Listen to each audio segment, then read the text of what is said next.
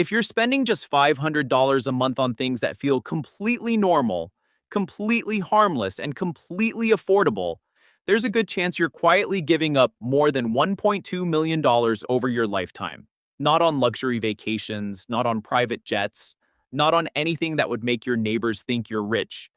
You're losing it one small decision at a time. A streaming service here, a car upgrade there, a food delivery order because you're tired, a subscription you forgot existed, a nicer apartment because you got a raise.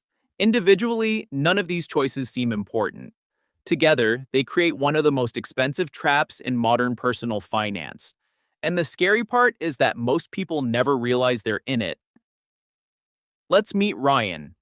Ryan is 28 years old. He earns $65,000 a year. He has a decent job, no major financial problems, and what most people would consider good money habits. He pays his bills on time, he contributes a little to retirement, he doesn't gamble, he doesn't buy designer clothes, he isn't reckless. In fact, Ryan thinks he's being responsible. Every month he spends roughly $500 on things that make life a little more convenient, a little more enjoyable, and a little more comfortable. Nothing outrageous.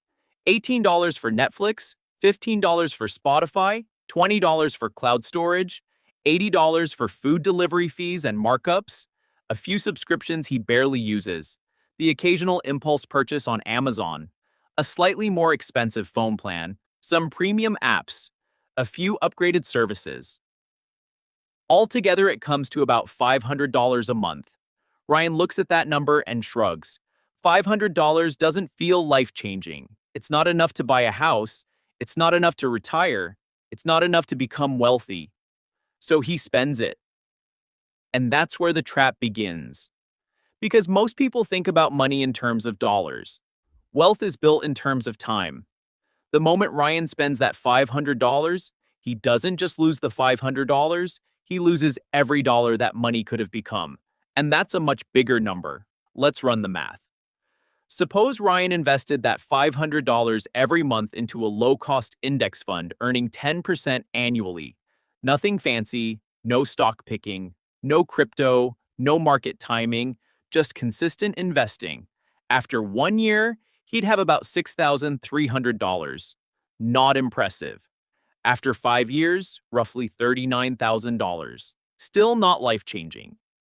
Most people would quit paying attention right here, because compounding is boring in the beginning. The first few years feel like nothing is happening, but that's exactly why so many people underestimate it. By year 10, Ryan's account reaches approximately $103,000. Now it starts getting interesting.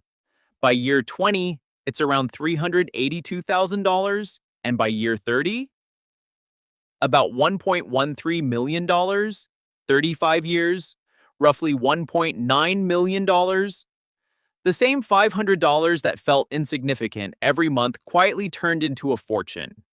Not because Ryan became a genius, not because he earned more money, not because he found some secret investment, simply because he stopped spending money that wasn't improving his life. This is where most people make a mistake. They hear a number like $1.9 million and think the solution is to become miserable. Never eat out, never have fun, never buy anything. That's not the lesson. The lesson is understanding the true price of small decisions, because every recurring expense has two prices: the price today and the price after decades of compounding. Most people only see the first one.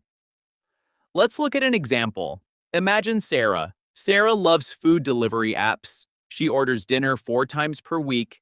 Each order costs about $12 more than picking it up herself after delivery fees, service fees, taxes, tips, and markups. Subscribe to the RichPop channel right now for the next part. The next part is even better than this one. Thank you for watching the video.